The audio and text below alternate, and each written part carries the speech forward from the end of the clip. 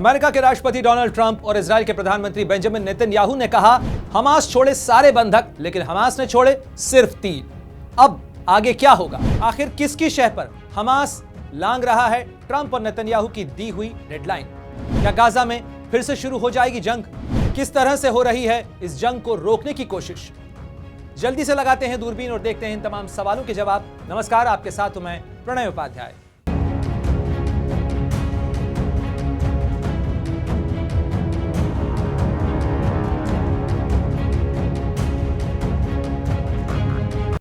शनिवार 15 फरवरी दोपहर के 12 बज चुके हैं इजराइल में भी, यानी बेंजामिन नेतन्याहू और डोनाल्ड ट्रंप की दी हुई वो डेडलाइन बीत चुकी है जिसके बाद यह ऐलान किया जा चुका है, यह कहा जा चुका है, यह चेतावनी दी जा चुकी है कि हंगामा बरपा दिया जाएगा, कहर टूट पड़ेगा गाजा के इलाके में, क्योंकि हमास ने सारे बंधकों को नहीं छोड़ा है। हमास ने बंधक छोड़े हैं, लेकिन उसी शर्त के मुताबिक जो कि सीज फायर प्लान में तय हुई थी, यानी केवल 3 बंधकों को रिहा किया गया है और साथ ही इंतजार किया जा रहा है कि इजराइल छोड़ेगा फिलिस्तीन के कैदियों को।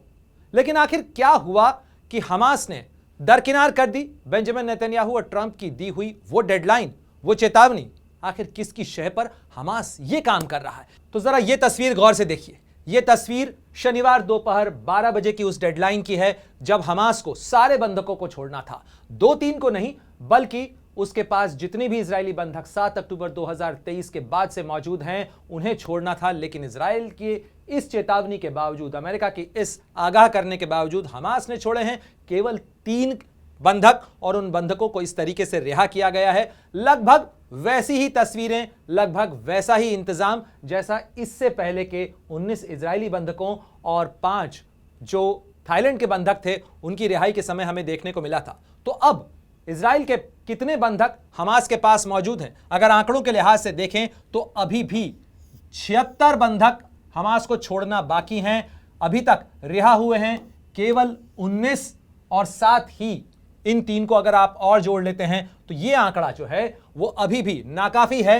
यानी हमास के पास में ये जो 76 बंधक हैं, आखिर हमास ने इन्हें क्यों नहीं छोड़ा है इस डेडलाइन के बावजूद? इस पर आगे बात करते हैं, लेकिन उससे पहले जरा ये तो सुन लीजिए कि आखिर कहा क्या गया था। क्योंकि बेंजामिन नेतन्याहू का ये कुछ दिनों पुराना दिया हुआ संदेश है कि उन्होंने कहा था कि अगर हमास ने सारे बंधकों को रिहा नहीं किया शनिवार की दोपहर तक तो सीज फायर टूट जाएगा और जो इजरायली डिफेंस फोर्सेस हैं वो इंटेंस फाइटिंग पर लौट जाएंगी, हमास को अंततः हरा दिया जाएगा। यह अल्टीमेटम बेंजामिन नेतन्याहू की तरफ से दिया गया था। और बेंजामिन नेतन्याहू ने यह जो अल्टीमेटम दिया था वो अमेरिका के राष्ट्रपति डोनाल्ड ट्रंप से मुलाकात करने के बाद दिया था। डोनाल्ड ट्रंप ने इस मुद्दे के ऊपर क्या कहा था, जरा वो भी सुनिए। Well, I would say this, and I'm going to let that be because that's Israel's decision, but as far as I'm concerned, if all of the hostages aren't returned by Saturday at 12 o'clock, I think it's an appropriate time. I would say cancel it and all bets are off and let hell break out. I'd say they ought to be returned by 12 o'clock on Saturday, and if they're not returned, all of them, not in drips and drabs, not 2 and 1 and 3 and 4 and 2. Saturday at 12 o'clock, and after that, I would say all hell is going to break out. शनिवार दोपहर 12 बजे तक 1-2 नहीं बल्कि सारे बंधक छोड़े Hamas, ये अल्टीमेटम दिया था। और ये कुछ दिनों पहले दिया गया अल्टीमेटम था जिसे कल भी डोनाल्ड ट्रंप ने दोहराया था। डोनाल्ड ट्रंप ने क्या कहा था, जरा ये भी सुनिए। I don't know what's going to happen tomorrow at 12 o'clock. If it was up to me, I'd take a very hard stance. I can't tell you what Israel's going to do. क्या होगा कह नहीं सकता मैं। Donald Trump कह रहे हैं कि अगर 12 बजे तक हमास ने सारे बंधकों को नहीं छोड़ा तो मैं बहुत ही सख्त स्टैंड लेने वाला हूं और इजराइल क्या करेगा उसके बारे में तो मैं कह ही नहीं सकता हूं। लेकिन फिर इस चेतावनी के बावजूद हमास से जो तस्वीरें सामने आई, गाजा पट्टी से जो तस्वीरें सामने आई, वो तस्वीरें बताती हैं कि केवल और केवल 3 बंधकों को रिहा किया गया है और वो बंधक जो हैं वो ये बंधक थे। शनिवार को 15 फरवरी को 3 हॉस्टेजेस रिलीज किए गए हैं जिनके नाम हैं अलेक्जेंद्रे, जिसे साशा त्रोफनोव, साथ ही सोगोई देकेल और साथ ही ईयर हॉर्न। ये 3 जो बंधक हैं वो रिहा किए गए हैं हमास की तरफ से। जाहिर तौर पर ये लोग जब अपने परिवारों के पास पहुंचे तो उनके परिवार खुशी से चहक रहे थे, क्योंकि ये सारे लोग करीब करीब 1 साल 9 महीने के बाद में अपने परिवार वालों के पास में पहुंच रहे थे, उनसे मिल रहे थे।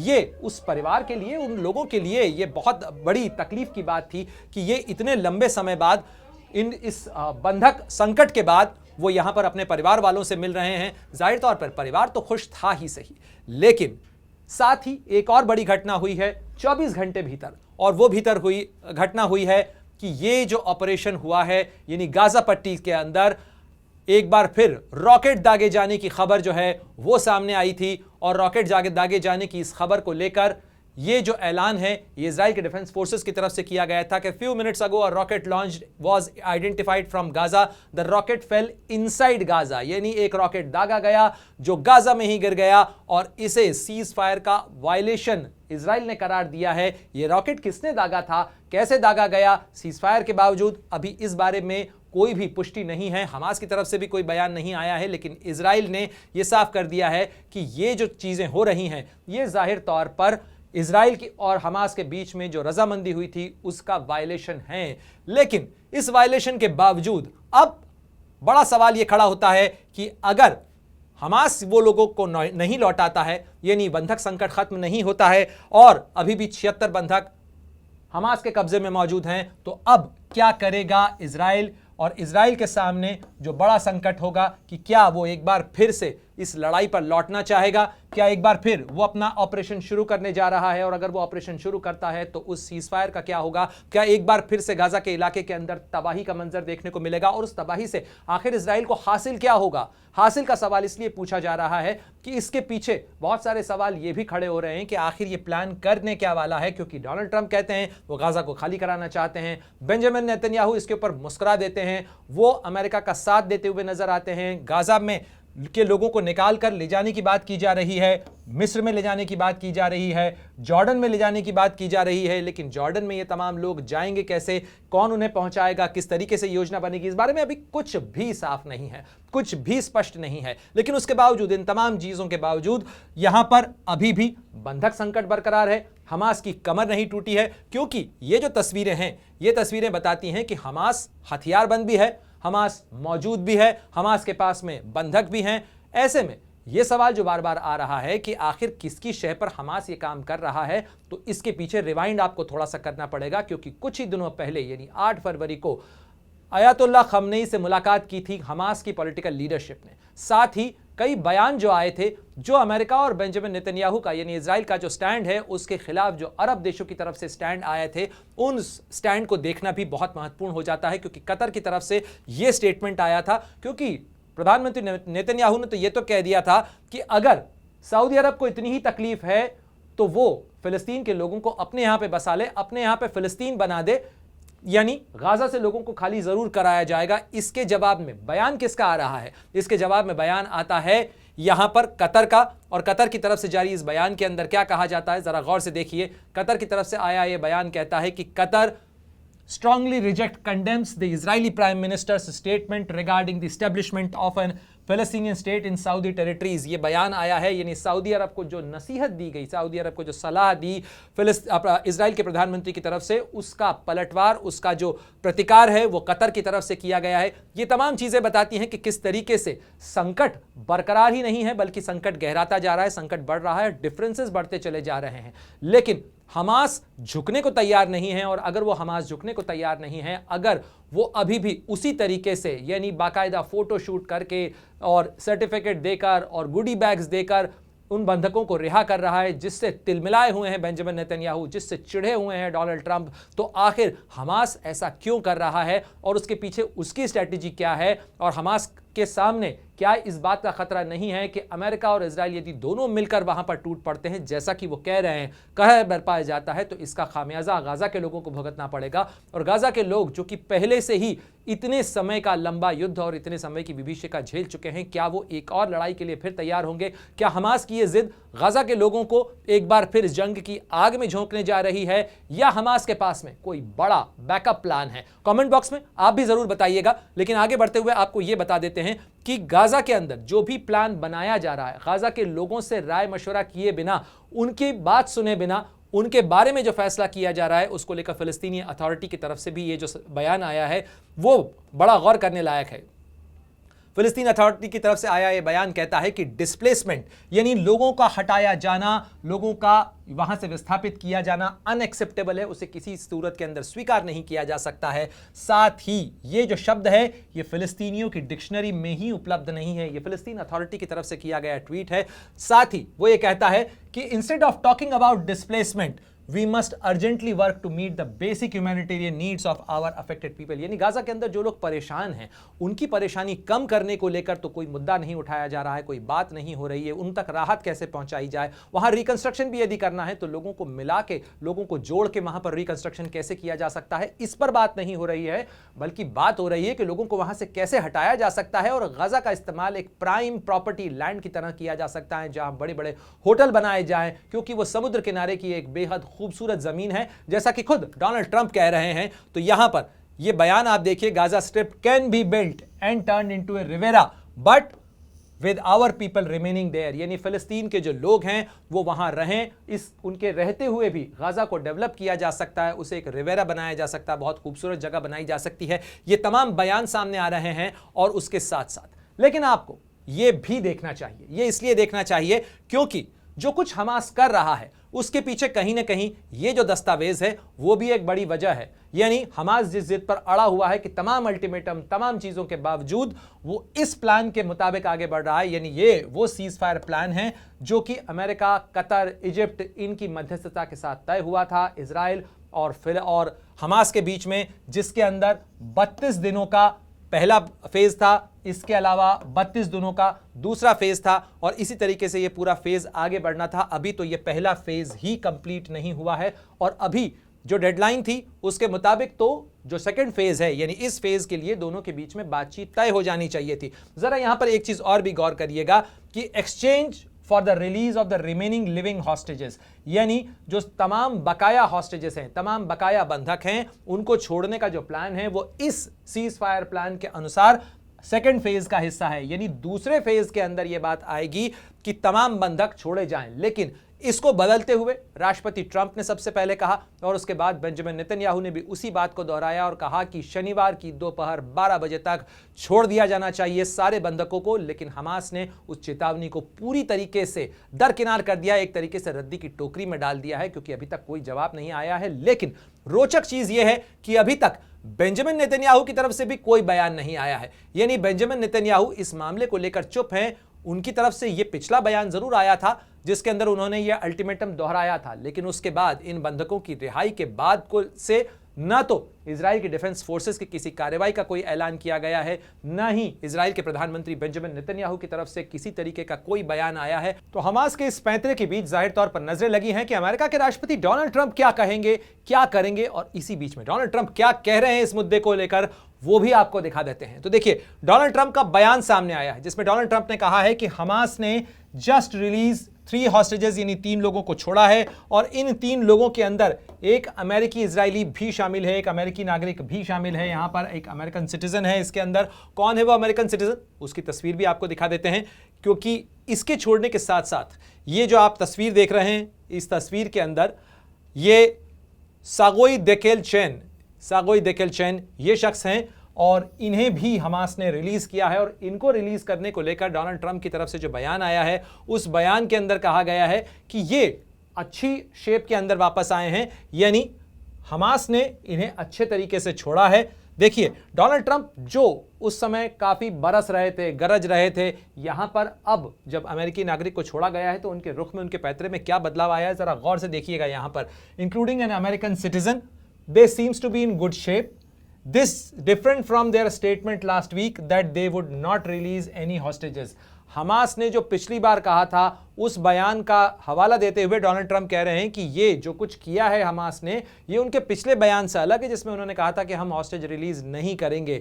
यानी अमेरिका का रुख यहां पर नरम होता हुआ नजर आ रहा है। लेकिन अब सवाल है कि वो 12 बजे की डेडलाइन का क्या हुआ, और 12 बजे की डेडलाइन को लेकर डोनाल्ड ट्रंप क्या कह रहे हैं। तो देखिए, Israel will now have to decide, यानी गेन अब डोनाल्ड ट्रंप ने बड़ी सफाई से बेंजामिन नेतन्याहू ने इजराइल के पाले में डाल दी है कि अब फैसला इजराइल को करना है कि वो 12 बजे की जो डेडलाइन थी उसको लेकर क्या करता है, क्योंकि वो इजराइल की तरफ से लगाई गई है और इसमें सभी हॉस्टेजेस यानी सारे बंधकों को रिहा करने को लेकर जो डेडलाइन दी गई थी अब उस पर फैसला इजराइल लेगा। यह बात अलग है कि इस डेडलाइन को लेकर सबसे पहला बयान डोनाल्ड ट्रंप की तरफ से आया था और उसके बाद बेंजामिन नेतन्याहू का बयान आया था। लेकिन अब डोनाल्ड ट्रंप एक तरीके से गेंद को बेंजामिन नेतन्याहू के पाले में डाल चुके हैं, लेकिन साथ ही उन्होंने यह भी कहा है the United states will back the decisions they make, यानी अमेरिका इजराइल के साथ खड़ा है यदि बेंजामिन नेतन्याहू इस पर ऐलान जंग भी करते हैं तो।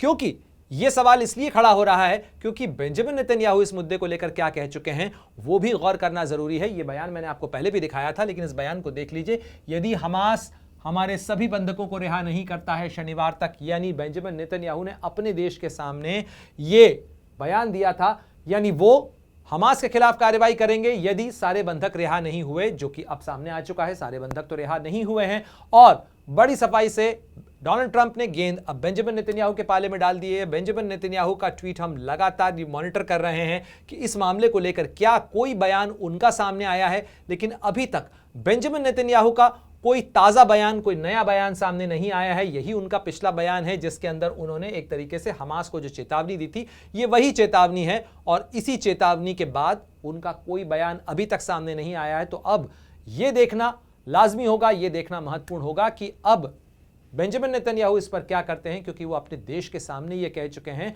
कि वो तो ऐलान जंग कर देंगे, यानी वो ये कह चुके हैं कि यदि सारे बंधक रिहा नहीं हुए तो IDF will return to intense fighting, यानी जो आईडीएफ है इजरायली डिफेंस फोर्सेस हैं वो घमासान युद्ध पर लौट जाएंगी और हमास को फाइनली हराया जाएगा। तो क्या लड़ाई एक बार फिर से शुरू होने जा रही है। अब बेंजामिन नेतन्याहू क्या करेंगे, या बेंजामिन नेतन्याहू को भी कहीं ना कहीं डोनाल्ड ट्रंप ने यह इशारा दे दिया है कि अगर बंधक छूट रहे हैं तो उन्हें छूट जाने दीजिए और धीरे धीरे इसी तरह दबाव बनाकर ज्यादा से ज्यादा बंधक छूट सकें। हमास पर यह मैक्सिमम प्रेशर की पॉलिसी ज्यादा है और कोशिश है बंधकों की जल्द से जल्द रिहाई। तो कहीं उसी चीज के ऊपर ध्यान देने की कोशिश और कवायद तो नहीं है जिसमें डोनाल्ड ट्रंप और बेंजामिन नेतन्याहू दोनों मिलकर दबाव जरूर बना रहे हैं, लेकिन फिलहाल यहां पर बोली से बात बनाने की कोशिश हो रही है, गोली चलाने से परहेज किया जा रहा है कि अगर यह बात नहीं मानी गई तो फिर क्या होगा।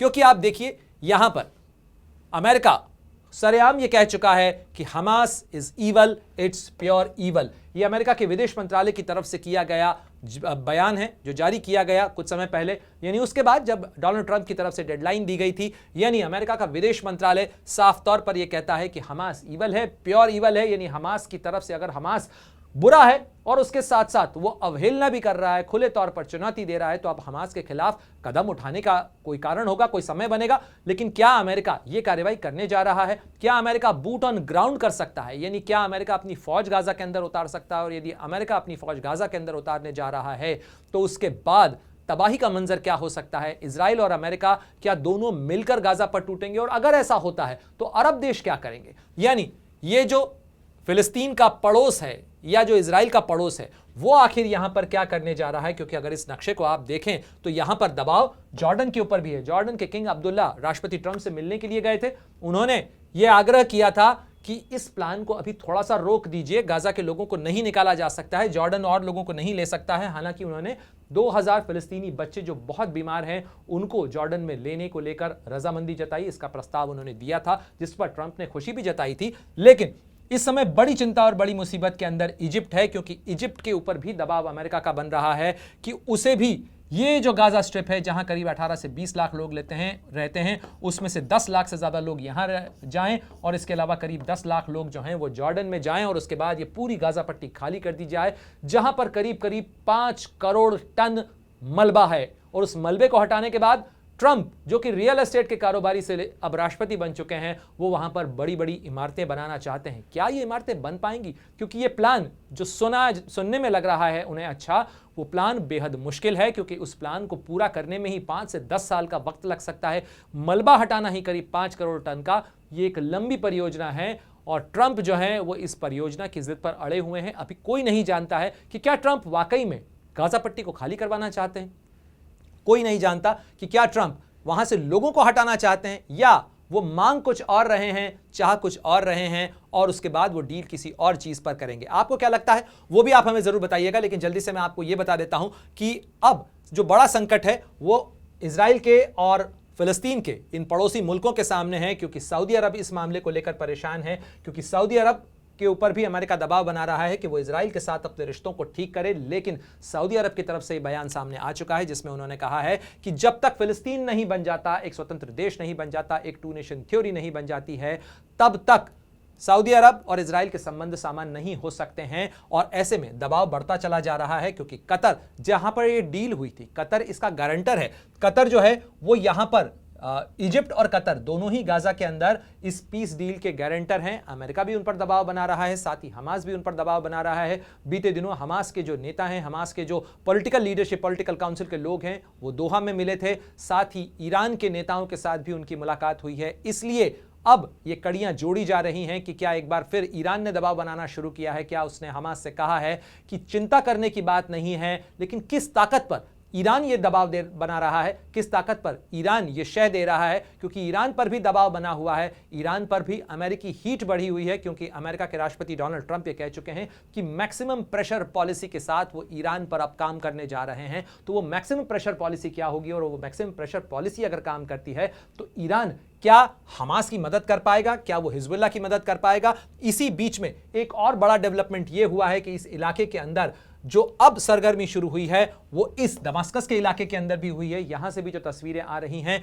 वो एक नए डिस्टेबलाइजेशन की हैं, क्योंकि एचटीएस का जो अभी अभी कुछ समय पहले ही आया हुआ निजाम था, जिसे जुम्मा करीब करीब 1.5 महीना हुआ है, उस निजाम के सामने भी बड़ा संकट खड़ा हो गया है, क्योंकि यहां पर कई जो विद्रोह हैं वो शुरू हो गए हैं, विरोध प्रदर्शनों का जो सिलसिला है वो शुरू हो गया है। और इस समय दमास्कस के अंदर भी टेंशन बढ़ा हुआ है, और यहां पर भी उंगलियां उठ रही हैं कि यहां पर भी ईरान के समर्थित जो लोग हैं वो इस समय जो बशर अल असद के जाने के बाद एचटीएस के अल शामी की सरकार थी उसको चुनौती दे रहे हैं, उसे डिस्टेबलाइज कर रहे हैं। यानी एक टेंशन का मोर्चा यहां भी खड़ा हुआ है। तो इस पूरे इलाके के अंदर इस समय सबसे बड़ी चिंता यह है कि यहां पर टेंशन के कई मोर्चे खुले हुए हैं। यानी यहां पर भी टेंशन का मोर्चा है, यहां पर अलग राजनीतिक यहां पर टेंशन का मोर्चा है। जॉर्डन भी इस समय परेशानी के मोर्चे पर है। इसके अलावा इजराइल और गाजा के बीच में, यानी इजराइल और हमास के बीच में एक बार फिर एक नई जंग की घंटी बज सकती है, क्योंकि हमास ने तो खुले तौर पर अवहेलना कर दी है।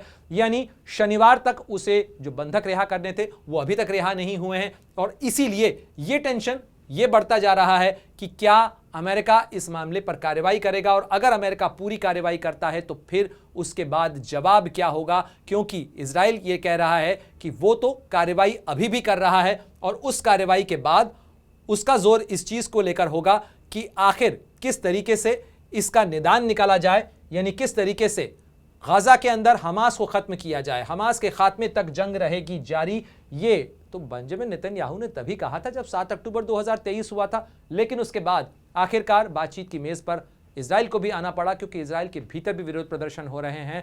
और जब डोनाल्ड ट्रंप और बेंजामिन नेतन्याहू की तरफ से ये बयान आए थे तो इजराइल के अंदर भी, तेल अवीव में भी कई लोग इस बात को लेकर सड़कों पर उतरे थे, जो इस बात का विरोध कर रहे थे कि अब हमें संघर्ष विराम के समझौते की तस्वीरों को या उनकी जो शर्तें हैं उनको बदलने की जरूरत नहीं है, इसे एक बार पूरा हो जाने दें, उन लोगों को वापस आ जाने दें जो हमास के कब्जे में हैं। उसके बाद इजराइल कोई कार्रवाई का अगर करना चाहता है तो कर सकता है। लेकिन फिर आखिर ये दबाव क्यों बनाया जा रहा है? ये दबाव इसलिए भी बनाया जा रहा है क्योंकि इस समय बेंजामिन नेतन्याहू खुद घरेलू मोर्चे पर भी घिरे हुए हैं। उनके ही सहयोगी इस समय उनके खिलाफ इस संघर्ष विराम समझौते को लेकर मोर्चा खोले हुए हैं। राजनीतिक तौर पर भी उनकी सरकार इस समय मुश्किल के दौर में है, क्योंकि वो अल्पमत की सरकार में है इस समय, और उसमें उनकी लिकुद पार्टी के पास अपने दम पर तो समर्थन नहीं है, लेकिन साथ ही साथ उनकी जो समर्थक दल थे वो भी इस बात की मांग कर रहे हैं। 2 बड़े जो मंत्री हैं, राष्ट्रीय सुरक्षा के मंत्री और साथ ही वित्त मंत्री जो हैं, वो इस मामले को लेकर दबाव बना रहे हैं बेंजामिन नेतन्याहू पर कि इस डील को खत्म कर देना चाहिए और इस डील की बजाय हमास के खात्मे तक इजराइल को जंग शुरू कर देनी चाहिए। यानी एक तरफ पब्लिक सड़कों पर उतरी हुई है जो कह रही है कि पीस डील को चल जाने दीजिए, संघर्ष विराम समझौते को चल जाने दीजिए, बंधकों को छूट जाने दीजिए। वहीं दूसरी तरफ राजनीतिक दबाव है। तीसरी तरफ डोनाल्ड ट्रंप के आने के बाद इजराइल और अमेरिका के रिश्तों में एक दबाव है, जिसके अंदर अमेरिका यह कह रहा है कि अगर आप इसे खत्म करना चाहते हैं तो यही समय है, सही समय है, कर डालिए, खाली कर डालिए और उसके बाद एक नया पीस प्लान के तौर पर वो दिखाने की कोशिश कर रहे हैं। साथ ही ये बताने की कोशिश कर रहे हैं कि वो पीस और प्रॉस्पेरिटी का एक नया नक्शा, एक नया खाका खींचने जा रहे हैं, जहां पर यहां पर एक इकोनॉमिक कॉरिडोर जो है, जो कि आईमैक का कॉरिडोर है, वो आईमैक का कॉरिडोर बनना है, जो कि यहां से भारत से बनेगा और भारत से लेकर जो मिडिल ईस्ट का ये जो हाइफा पोर्ट आप देख रहे हैं इजराइल का, इस हाइफा पोर्ट तक जाएगा जहां से सामान जा सकता है आगे। तो ये एक बड़ी ऐसी योजना है जिसके लिए यहां पर जितने पॉसिबल कांटे हो सकते हैं उनको हटाने के लिए भी इजराइल का ये ऑपरेशन चल रहा है, इस तरह का कई जानकारों का मानना है। लेकिन यहां पर बड़ा सवाल यह है कि अब आगे क्या होगा, क्योंकि हमास ने अभी नहीं छोड़ा है। हालांकि शनिवार का दिन खत्म होने तक अभी और इंतजार किया जा रहा है और हो सकता है कि इसके बाद इजराइल जो है अपनी रणनीति का ऐलान करे। आपके लिहाज से, आपकी सोच में इजराइल की रणनीति क्या हो सकती है? क्या इजराइल चुप होकर इंतजार करेगा इस संघर्ष विराम समझौते के पूरा होने का, जिसके बाद वो कदम उठाएगा, या डोनाल्ड ट्रंप और इजराइल मिलकर एक नए प्लान के साथ में एक नया ऐलान जंग करने जा रहे हैं? कमेंट बॉक्स में हमें जरूर बताइएगा। साथ ही आपको हमारा वीडियो कैसा लगा और आप किन मुद्दों पर हमसे ये एक्सप्लेनर दूरबीन की नजर से जानना चाहते हैं, वो भी हमें जरूर बताइएगा। और बाकी देश दुनिया की तमाम बड़ी खबर के लिए आप देखते रहिए अमर उजाला।